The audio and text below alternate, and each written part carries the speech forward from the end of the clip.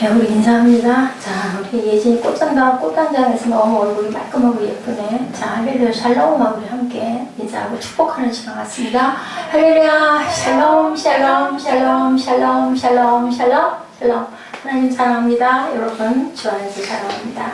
최초의 누구? 순교자 스테반 얘기. 오늘 스테반이 순교한 얘기 우리 함께 합독했습니다. 6장 51절에서 7장 51절에서 몇 절까지? 60절까지 우리 함께 합독했죠. 오늘 본문 우리가 편안하게 의자에 앉아서 듣기에는 너무 죄송한, 너무 황송한 사건의 얘기. 바울이 사울이, 그죠? 사울 어디예요? 헬라식, 히브리식 발음이에요. 바울은 헬라식 발음인데 동일 인물인 거 여러분들 너무 잘 아시죠?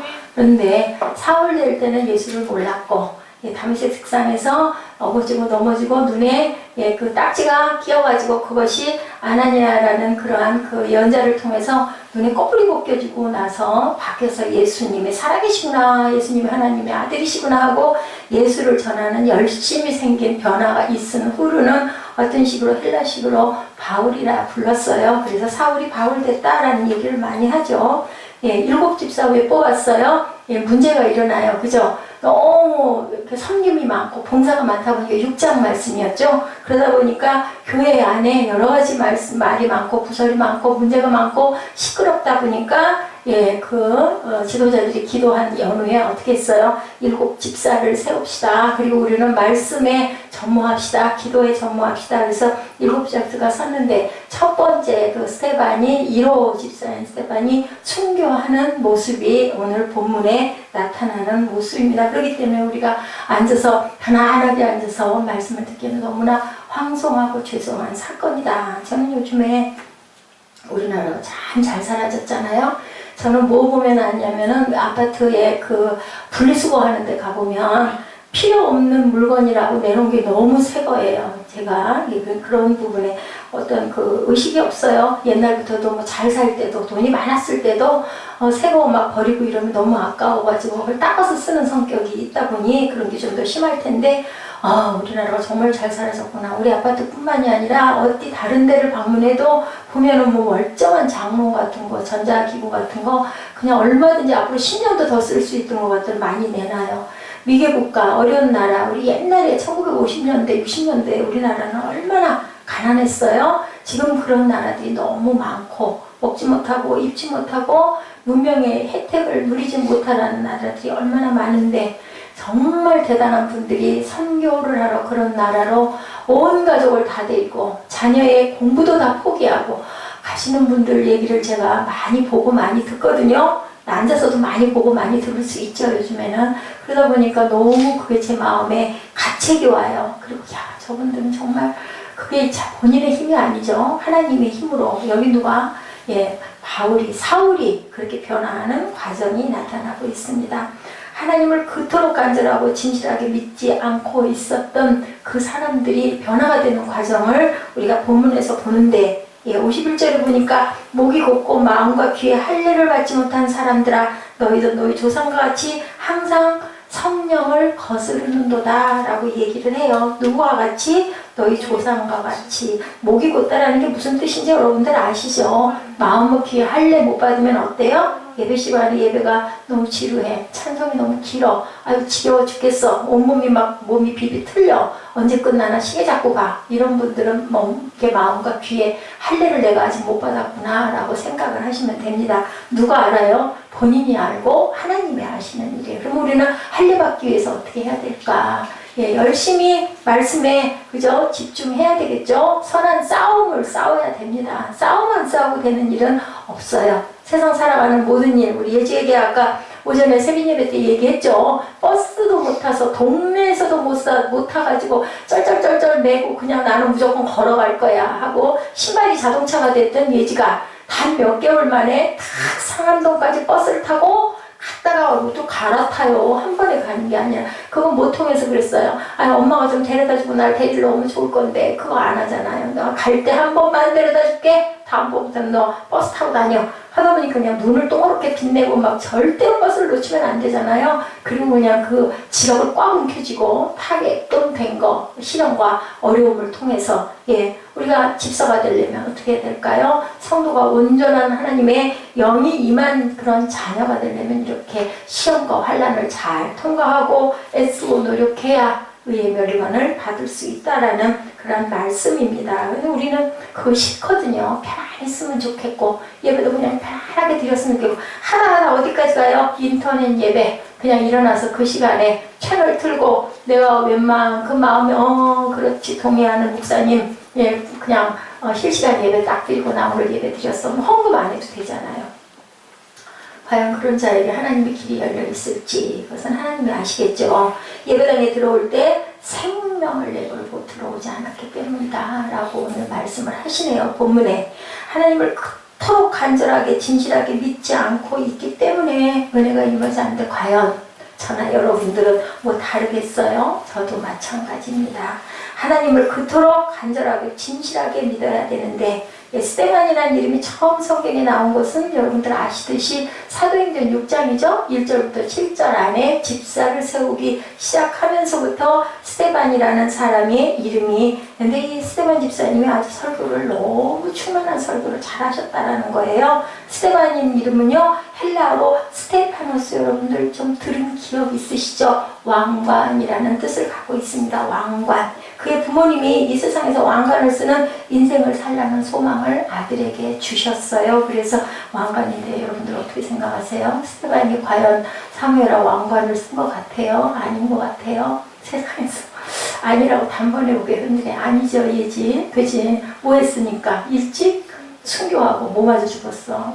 돌 맞아 죽었어. 이제 바보 같아요. 어째 저렇게 바보같이 그 젊은 나이에 돌 맞아 죽으면서 하늘 쳐다보고 뭐라고 그랬어? 제 영을 받아 주옵소서 하면서 저들에게 죄를 돌리지 마옵소서. 이 기도가 누구 기도와 똑같아요.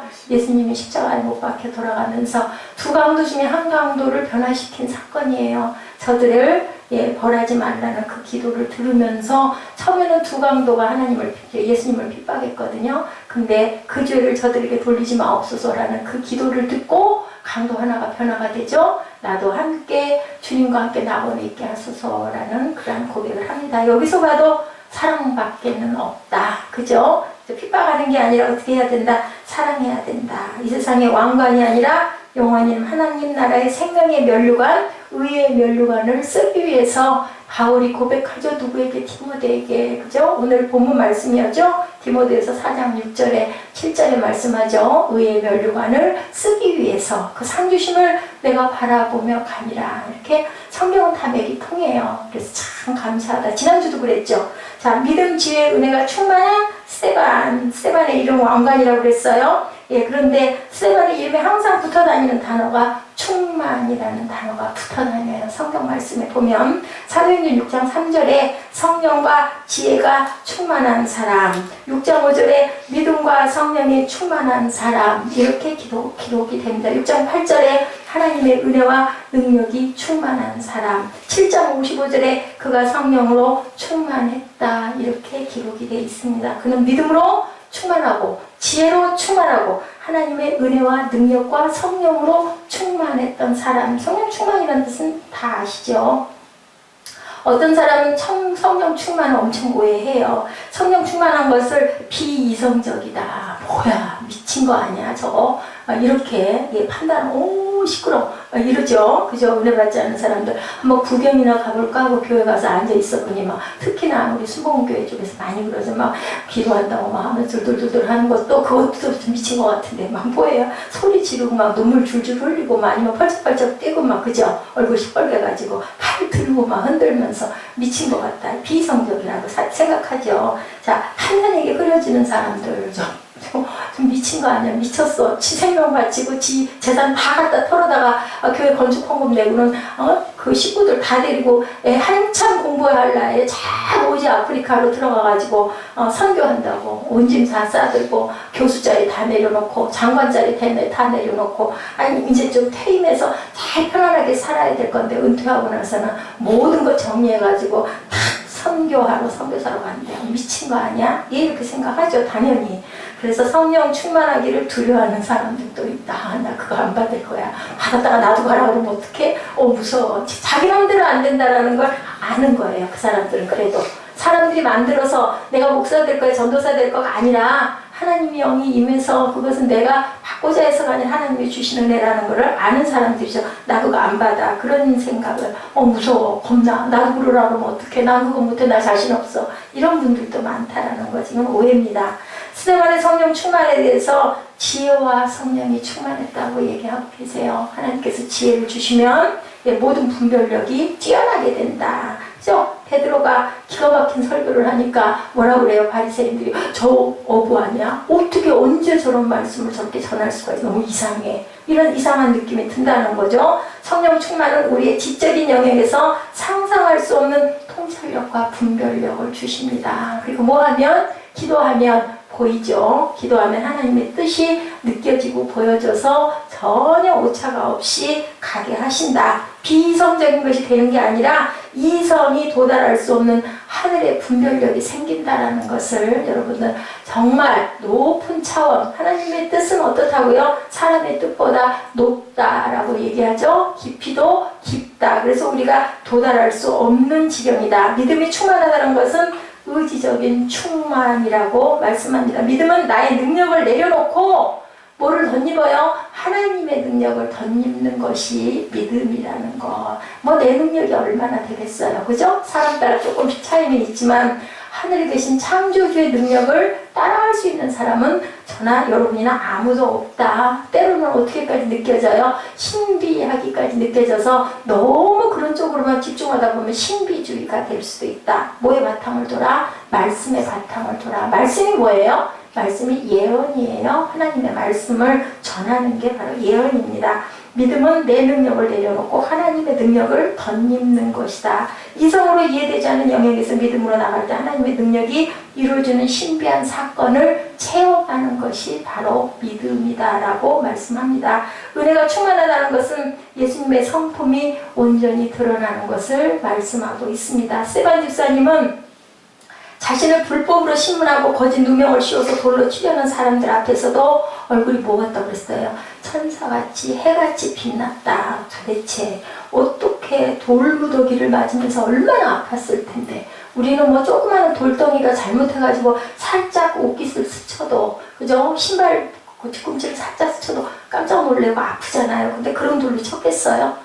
정말 죽이려고 작정으로 앞에다가 들이대고 얼마나 큰 돌들을 많이 던졌겠어요. 그 많은 사람들이 모여가지고. 그런데도 얼굴이 어떻게, 이거는 이상한 거잖아요. 이거는 우리의 의지로 우리 상식으로는 생각할 수도 이해할 수도 없는 사건이 일어나죠. 신비한 거죠. 어떻게 저렇게 온화한 얼굴이 되고 해같이 빛나고 어디 쳐다봤어요? 하늘을 봤더니 뭐라 그래요? 하늘이 열리고 거기에 누가 계셨다고요? 하나님 보좌 우편에 예수님이 서 계신 것을 보았다. 그 순간 어떻게 했어요? 무릎을 꿇죠. 스데반 집사님은 자기를 심판하고 거짓 누명을 씌우는 그 사람들 앞에서도 얼굴이 천사같이 빛나고 그 죄를 그들에게 돌리지 말라고 예수님과 같은 동일한 기도를 하죠. 많은 사람들이 보고 있고 자신의 모습이 성경에 기록될 것을 염두에 두고 일부러 멋진 표정을 지을 수가 있을까요? 아니겠죠? 죽음 앞에서 그럴 수 있는 사람은 아무도 없을 거예요. 뭐가 막 사로잡을까요? 공포가 몰려오겠죠. 무서워서는 안 할 거야. 이따가 우리 예배 끝날 때, 오늘 영상이 예배 끝날 때 영상을 보는데 길손주 목사님이 신사참배 안 하고 뭐라고 얘기하느냐. 여러분들 절대로 경찰 일본 훈사들이 뭐라고 그랬냐면 너희들이 신사참배를 하면 길손주가 못 위를 걸어가지 않아도 되고 신발 신사참배를 안 하고 끝까지 거부하면 길손주가 못 위를 걸어가게 할 거야 라고 얘기를 해요. 길손주가 뭐라고 그러냐면 내 걱정하지 말고 여러분들 끝까지 믿음을 지키소서 하고 자기가 자진해서 못 위를 걸어가요. 발바닥이 어떻게 됐을까요? 그 부분의 영상을 우리가 잠깐 봅니다. 뭐라 그래요? 나는 일사각오다. 그죠? 그래서 제가 그 영화를 볼 뻔했는데 그만 우리 그 총회의 어떤 모임이 겹쳐서 가지고 그때 그 영화를 보지 못했습니다. 흥분하고 분노하고 이를 갈고 있는 사람 앞에서 절대로 흔들리지 않을 수 있는 거 우리 할 수 있겠어요? 지금 생각하면 못해요. 저도 못해요. 너 죽일 테니 너 죽을 건데 너 그거 예수 믿을 거야 안 믿을 거야 하면 과연 저는 어떻게 할까? 기도하겠죠. 예, 뭐 죽으면 죽으리라 이런 마음이 돼야 할 건데 이 마음으로 하나님께서 주셔야 되는데 스데반 집사님의 얼굴은 내가 이렇게 해야 하나님이 나에게 상 주실 거야는 아니었을 거예요. 힘을 주셨기 때문에 하늘이 열렸기 때문에 바라 보였기 때문에 그래서 그것은 그 천사와 같은 얼굴은 성령 충만은 안에서 바깥으로 내어 보이는 비춰주는 모습이다. 성령 충만입니다. 갈라디아서 5장이죠. 성령의 9가지 열매를 열거한 후에 이 같은 것을 금지할 법이 없느니라 라고 말씀합니다. 성령의 열매가 충만하게 나타나면 그것을 처벌하는 법이 생긴다 할지라도 무서워할 필요가 없다. 금지할 법이 없다. 또 어떤 것도 그 사람을 움직일 수 있는 힘은 없다라는 말씀을 하고 있습니다. 환경이나 상황이나 감정을 뛰어넘는 것이 바로 성령 충만이다. 그것 받으면 세상을 이길 힘이 생긴다. 누구의 능력으로? 성령의 능력으로. 내 힘이 아니고 하나님께서 주신 힘으로. 베드로도 항상 그렇게 고백하죠. 예수께서 힘을 주셔서 예수께서 내게 능력을 주셔서 내가 너에게 명하느니 일어나 걸어라. 사도행전 3장 말씀이죠. 그랬을 때 안중뱅이가 일어나는 역사가 임합니다. 스데반 집사님은 이렇게 지혜가 충만했고 아까 우리 말씀 찾아본 것처럼 믿음이 충만했고 은혜가 충만한 사람이었다. 그의 지정의가 성령께 온전히 지배받는 역사가 일어났다. 그래서 두려워하지 않고 진실을 증거할 수 있었습니다. 성령 충만하게 되면 어떤 모습이 나타날까? 예수님의 모습이 나타나죠. 성령님은 그리스도의 영이기 때문에 성령 충만은 곧 예수 충만입니다. 아멘. 성령 충만하면 예수 그리스도의 성품과 능력이 우리에게 나타나는데 사내들인 공회에 붙잡혀가 거짓 증언으로 고소당하고 거짓 죄목으로 판단받고 돌로 쳐 죽임을 당하는 스데반 집사님의 모습에서 예수님 모습이 나타났는데 우리 한번 봅니다. 첫째, 사내들인 공회에서 거짓 증거로 고소받아 신문받으면 그런데도 불구하고 겁이나 벌벌 떨고 무서워서 나 살려주세요 해야 맞는데 절대로 두려워하지 않았습니다. 담대하게 역사적 진실을 증거하고 하나님의 진리를 담대하게 고백하죠. 이 모습에서 예수님 모습이 나타나는데 예수님이 빌라도에게 재판받고 헤롯 대제사장들의 신문받을 때 당당하셨죠. 절대로 굴하지 않으셨습니다. 당시 입법, 사법, 행정권을 모두 가지고 있고 사람을 죽일 수도 살릴 수도 있는 회가 사내들인 공의회라는 곳이었어요. 그런 권력 앞에서도 예수님은 당당하게 진실을 말씀하죠. 어젠가요? 우리 금요일 예배 때 제가 그 말씀 드렸죠. 마른 나무 말고 진나무를 쌓아서 나를 죽여라 라고 얘기를 했다고 제가 전한 적이 있습니다. 왜 마른 나무를 안 하고 진나무로 하필이면 부탁을 할까? 진나무는 젖은 나무예요. 불이 오래 타요. 빨리빨리 불길 안 일어나서 화염을 당해 죽는데도 빨리 안 죽어요. 얼마나 괴롭겠어요. 그런데도 나를 진나무로 죽여달라는 게 순교한 그 선교사들의 기도였다라고 제가 전했습니다. 예수님은 바로 내가 그다라고 당당하게 말씀하죠. 그리고 잡혀가죠. 누가 베드로가 말고의 귀를 베니까 칼은 칼로 망한다고 귀 집어가지고 귀에다 붙여주는 그런 장면이 우리가 성경에 있는 것을 봅니다. 자신을 변호하거나 고통을 받지 않으려고 절대로 변명하지 않았다. 보호하는 일은 어떻게 했다? 침묵했다. 예수님도 그러죠? 도살장에 끌려가는 어린 양 같았다. 말을 얘기를 해서 자신의 변론을 절대 안 합니다. 네가 하나님의 아들이냐? 그 말이면 내가 바로 그러다. 그 말씀만 대답을 하죠. 스데반이 고소당한 죄목은 예수님이 고소당한 죄목과 동일합니다. 신성모독죄였었어요. 예수님은 나와 아버지는 하나니라고 얘기해서 결국은 십자가를 집니다. 요한복음 2장에서 예수님이 성전을 바라보면서 이 성전을 헐라 내가 사흘 만에 일으키리라 얘기했죠. 그랬더니 막 비웃고 고소하죠. 저놈이 미쳤다라고 얘기합니다. 그리고 지가 하나님의 아들이래. 네가 어떻게 하나님의 아들이냐 하고 그것으로 인해서 죽게 되는데 예수님의 원래 뜻은 뭐예요? 부활을 얘기한 거죠. 성전. 누가 성전이 어디예요? 우리 몸이 성전이죠. 헐면 내가 다시 세울 거라는 말씀을 아무도 알아듣는 사람이 없어요. 스데반은 백성들에게 살아계신 하나님이 인간의 손으로 만든 집에 거하시는 것이 아니다. 그래서 이 사건에서 성전이라는 단어가 우리가 지금 교회를 늘 뭐 다들 성전이라고 하잖아요. 옳지 않다라는 거예요. 그냥 하나님의 집, 예배당, 그죠? 교회 이렇게 해야 바르다. 네, 내가 언제 나의 집을 지으라고 했느냐라고 말씀하시면서 다윗의 잘못된 생각을 교정시켜 주시면서 시편 66편의 말씀을 인용합니다. 온 우주 만물을 하나님이 창조하셨는데 보이는 건물 속에 갇혀있는 것처럼 성전이라고 부르는 것은 잘못이라는 말씀을 하고 계세요. 나중에 여러분들 시편 66편 찾아보시기 바랍니다. 예배당을 그래서 성전이라고 부르는 게 바른 이름이 아니다. 성전 건축이라는 단어도 잘못됐다라는 거죠. 성전이라는 단어를 붙이면 개념이 바뀌지 않는다. 구약의 그 성전, 그런 그 상징이 된다. 예수님이 오시고 나서는 휘장이 갈라졌잖아요. 그리고 누가 성전이세요? 그리스도의 몸이 성전이고 우리 자신의 몸들이 성전이고, 근데 그 성전들이 모여서 예배드리는 곳 교회라는 거죠. 예, 그래서 하나님의 율법을 있는 그대로 전하지 않고 인간이 만든 규례를 지키면서 하나님의 율법을 지키고 있다고 착각하고 있는 모순을 누가 예수께서 밝혀주셨어요. 그건 아니다. 그런 것 때문에 신성모독죄로 고소를 당하죠. 스데반도 역시로 성전을 폄하하고 율법을 무시했다는 죄목으로 고소를 당합니다. 돈으로 거짓 증인을 사서 스데반을 고소하는 사건이 일어나죠. 스데반은 자신에게 주어진 변호의 시간에 구약의 역사를 관통해서 흐르면서 지식적인 정보가 아니라 핵심을 찌르는 설교를 했어요. 사도행전 7장에 이 말씀이 나오죠. 스데반의 설교, 구약의 역사를 관통하는 흐름은 과연 무엇일까?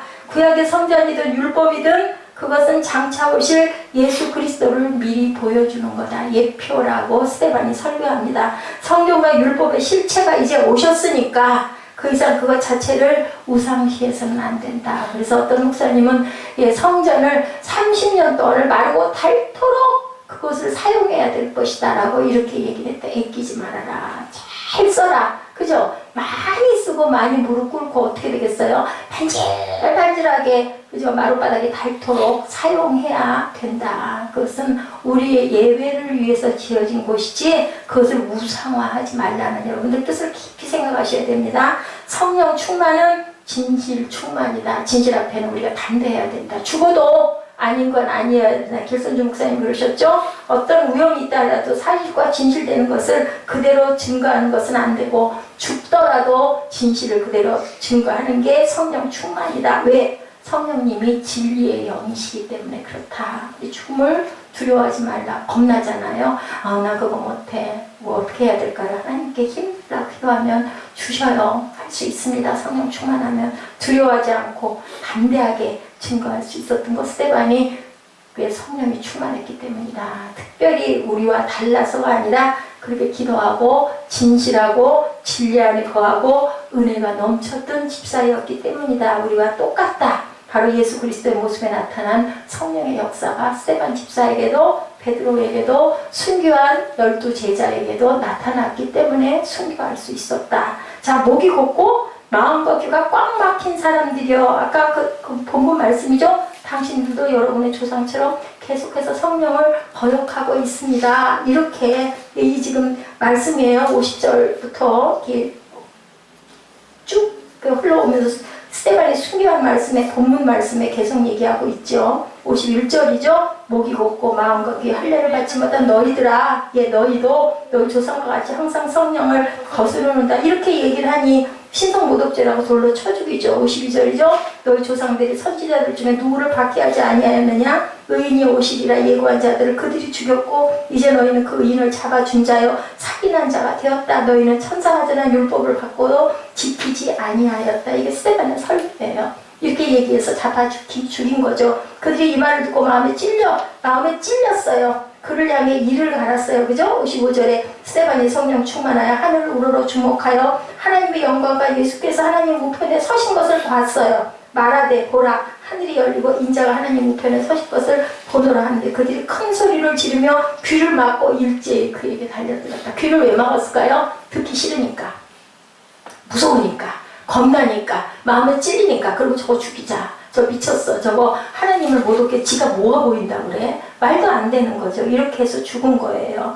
예, 그들은 심지어 의인이 올 것을 예언한 사람을 죽였죠. 예언자들, 무서운 여자들 다 죽였습니다. 그리고 그 의인을 배반하고 죽였다. 당신들은 천사들이 전해준 율법을 받았으면서도 그것을 지키지 않았다. 51절에서 53절 내용이죠. 목이 곧고 마음고기가 막힌 사람들을 가리켜 성령을 거역하고 있다라고 이렇게 전합니다. 그들의 영적 상태를 그대로 표현한 거죠. 성령을 거역하는 사람들은 진리를 듣고 진리를 들었을 때 어떻게 해요? 분노했어요. 진실을 들으니까 성령 안에 있는 사람들 뭐하고? 기뻐하고. 성령 안에 있지 않은 사람들은 겁이 나고 분해서 이를 갈고 귀를 막고 잡아 죽이려고 돌로 쳤다. 그래서 십자가에 못 박아 돌아가시게 한 게 바로 예수 그리스도시죠. 그러나 성령을 거역한 사람들은 이런 외면했을 때, 드리려고 하지도 않고 분노했을 때, 54절이죠. 그들은 이 말을 듣고 화가 치밀어 올라 스데반을 보며 이를 갈고 하나님의 영광과 예수 그리스도를 바라보며 예, 둘째 이를 갈고 분노한 사람을 바라보지 않고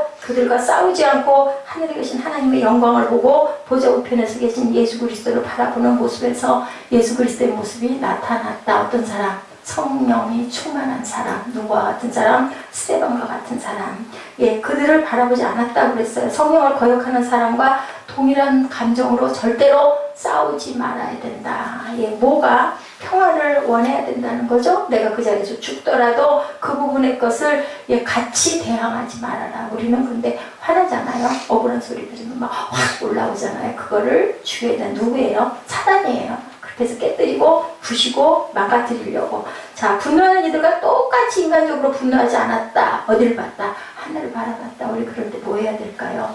예, 하늘을 봐. 그리고 뭐 해야 될까요? 눈을 뜨고도 기도해야 되겠죠. 하나님, 참을 수 있는 인내 주시옵소서.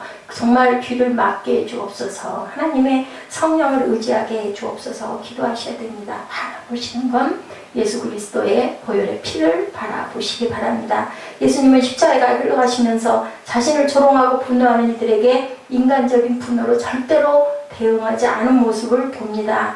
요한복음 17장에도 아버지여 때가 이르렀사오니 아들을 영화롭게 하사 아들을 통하여 아버지를 영화롭게 하소서 이렇게 기도했어요. 제가 이렇게 죽어가는 이 모습을 통해서 하나님의 영광을 드러내게 주옵소서. 때가 이르렀다는 것은 십자가의 때를 얘기하죠. 나 이제 죽을 때가 됐습니다. 내가 이것을 잘 극복할 수 있게 해주시고 받을 수 있게 해주시고 그것을 통해서 하나님의 영광이 드러내게 해 주옵소서. 죽음이 수치스러워 보였지만 예수님은 그것을 바라보지 않았다. 오로지 하나님 아버지만 바라봤다는 거죠. 수치 너머에 뭐가? 영광을. 아까 의의 면류관 구하는 바울의 그 모습과 똑같죠. 부활을 통해 하나님이 받으실 영광을 바라봅니다. 성령 충만하게 되면 분노하고 거짓과 불에 사로잡혀 이를 가는 사람들을 바라보지 않는다. 그 모습 보면서 불쌍한 마음이 들어야 된다. 내가 성령 충만한가 아닌가를 보려면 내가 분노하고 있나? 아유 정말 안 됐네. 아유 어떡하면 좋아. 언제나 변화될까? 이런 측은한 마음을 가진 사람이면 성령 충만한 사람이다. 그렇지가 못합니다. 모든 상황을 뛰어넘어 역사하신 하나님을 바라봐야 된다. 그래서 스데반은 하늘을 보고 보좌 우편에 계신 예수 그리스도를 보았고 그래서 얼굴이 해처럼 빛나고 돌을 맞아도 아픈 거를 못 느꼈다. 그렇게 만들어 주셨다는 거죠. 자, 하늘 보좌 우편의 심판자로 때로는 중보자로 계시는 예수님의 모습을 바라보면서 땅에서 승리하는 삶을 살 수 있고 죽을 수 있다. 여러분들 원하시지 않습니까? 사무엘 원하지 않아요? 그렇게 승리하는 삶을 사시기 바랍니다. 아멘. 예지도 그렇게 사시기 바랍니다. 그래서 어머니를 위해서 항상 기도하고 그리고 또 부족한 이하나 목사를 위해서 기도해 주세요. 아멘. 여러분들이 꽃이에요. 여러분들이 앞으로 나갈 십자가의 길이에요. 아멘. 그 길을 잘 달려가시기 바랍니다.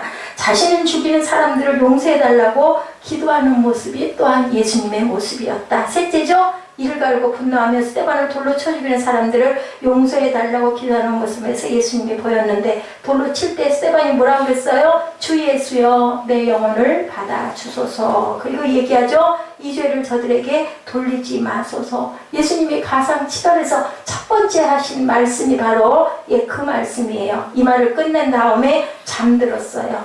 예, 59절에서 60절이죠. 두 가지 기도 내용이 예수님과 동일한데, 첫째, 예수님이 아버지여 내 영혼을 받으소서라고 기도한 것처럼 스데반도 예수님 나의 영혼을 받으시옵소서. 예수님의 자신을 못 박는 자들을 향해 주여 저들은 저들이 하는 일을 알지 못합니다. 저들을 용서하소서 기도했는데, 스데반도 자신을 돌로 치며 죽이는 자들을 향해 주여 이 죄를 저들에게 돌리지 마소서라고 똑같이 기도했다. 성령 충만한 것은 그리스도의 영이 충만한 것이기 때문에 예수님과 동일한 성품과 기도를 할 수 있다. 그 마음이 되는 거죠. 나는 이제 더 편하고 좋은 곳으로 갈 건데, 그죠? 예수님의 중보 기도를 듣고 십자가에 못 박힌 강도가 변화됐어요. 그래서 말하죠. 용서하는 기도가 열매를 맺은 건데, 나를 당신과 앞에 낙원에 있게 하소서라고 그렇게 기도하죠. 그를 성 밖으로 끌어낸 후 이제는 돌을 던지기 시작합니다. 한편 목격자들은 자기들의 옷을 벗어서 사울이라는 청년의 발 앞에 뒀어요. 근데 그 사울이라는 청년의 발 앞에 왜 뒀을까? 58절에 보면 그렇게 나오죠. 성 밖으로 내치고 돌로 칠세 증인들이 옷을 걷어 사울이라는 청년의 발 앞에 두니라. 그들이 돌로 스데반을 치니 스데반이 부르짖어 이르되 주여서 내 영혼을 받아옵소서. 무릎을 꿇고 크게 불러 이르되 주여 이 죄를 그들에게 돌리지 마옵소서 하고 말을 하고 죽었다가 아니라 잔이라. 누가 또 잔이라예요? 예수님도 잔이라. 그죠? 우리 구약에 보면 하나님의 귀한 자들 다 잔다고 얘기해도 죽었다고 얘기하지 않습니다. 우리 모세도 잔다고 표현이 되어 있습니다. 사울이라는 청년, 사내들인 고미에서 신성모독과 성전모독을 사람을 죽일 수 있는 권한이 있는 사람, 법적인 절차로 증인들의 옷을 그 앞에 놓아주면 그 증인이 사람을 죽일 수 있는 권세가 있다는 표징이에요. 사울의 발 앞에 왜 옷을 갖다 쌓아놨을까 우리가 궁금하잖아요. 근데 이 해석은 그는 사람을 죽일 수도 있는 권한을 갖고 있는 사람이었다. 옷을 벗어놓은 사람은 주도적인 세력을 가진 사람, 사울이 스데반의 죽음 앞에 행동대왕 같은 역할을 했던 거라는 거죠. 사울은 이방인의 사도로 쓰임받은 바울이죠. 사울은 히브리식, 바울은 헤나식, 같은 사람이죠. 사도 바울은 돌에 맞아 죽으면서 자신을 용서하는 스데반을 잊을 수가 없었을 것이고 그는 충격을 받았다라는 거예요. 그가 회심한 이후에 그의 삶 속에 기록되는 사건이 바로 스데반의 순교였을 겁니다. 누가는요, 사도 바울을 통해서 예수를 믿게 됐어요. 여러분들, 누가가 못 썼어요? 여러분들, 예지야 누가가 못 썼어요? 누가복음 또 사도행전 그랬어요. 근데 누가가 누구를 통해서? 바울을 통해서 변화돼서 이 책을 쓰게 된 겁니다. 그의 이름이 여기에 등장하는 것은 사도 바울이 거기 있었다고 고백했기 때문이다. 누가가 썼죠. 사도행전을. 그렇기 때문에 이렇게 세세하게 쓸 수 있었다. 하나님의 영이 임한 사람이기 때문에 결국 스데반의 순교와 원수를 용서하는 중보기도의 열매가 사도 바울의 회심 사건으로 연결이 됩니다. 스데반이 용서해달라고 기도한 사람 중에 바울도 있었어요. 예수님의 역사가 스데반을 통해서 나타났는데 스데반의 순교 역사를 시작으로 복음이 전해지는 곳마다 교회가 세워지기 시작합니다. 순교의 역사는 뭐를 꼭 나타내요? 그것의 열매가 열려요. 교회가 일어납니다. 우리가 은혜 받고 성령 받으면 교회가 쓰죠. 가정에서도 씁니다. 그죠? 모임에서도 씁니다. 말씀이 그죠? 나가게 되죠. 초대교회 감독이었던 이그니스티우스는 AD 107년 로마 제국에서 순교를 당했어요. 그는 순교의 자리로 나가면서 7개의 편지를 씁니다. 그 편지의 내용은 한결같았어요. 자신이 살아나도록 기도해달라는 것이 아니라 담대하게 죽을 수 있도록 기도해 주십시오 라고 그렇게 편지를 썼습니다. 내가 단지 그리스도인이라 불릴 뿐만 아니라 그리스도인으로 행동할 수 있도록 해 주시오. 나는 고난당할 때 예수 그리스도 안에서 자유할 것이며 언젠가 자연스럽게 그와 함께 다시 부활할 것이요. 지금 제가 이거 읽어드리는 건요, 이그니티우스가 7개의 편지를 쓴 내용을 여러분들에게 말씀드리는 거예요. 살아나도록이 아니라 담대하게 죽을 수 있도록, 단지 그리스도인이나 뿐만 아니라 그리스도인으로 행동할 수 있도록, 나는 고난당할 때 예수 그리스도 안에서 자유할 것이며 언젠가 자유스럽게 그와 함께 다시 부활할 것이요. 나는 그리스도의 순수한 떡으로 받쳐질 수 있도록 짐승들의 이빨에 찢겨져야 할 하나님의 미랄이라고 이렇게 고백했다고 합니다. 아주 무서운 고백이죠. 이그나티우스의 고백, 그는 죽음을 두려워하지 않고 예수님을 바로 보여주었던 사람. 초대교회 스테반 집사와 이그나티우스가 있었다면 한국교회는 주기철 목사님이 계세요. 자, 일사각오의 신앙으로 신사참배를 거부함으로 순교한 그 믿음의 장면 잠깐 보시고 우리 결단하는 시간 갖도록 합니다. 그들의 믿음을 여러분들 보시고 주기철 목사님을 통해서 은혜 받는 시간 한 5분 정도의 영상이니까 이제는 그거 보고 가면 됩니다. 꼭 보고 가도록 하세요.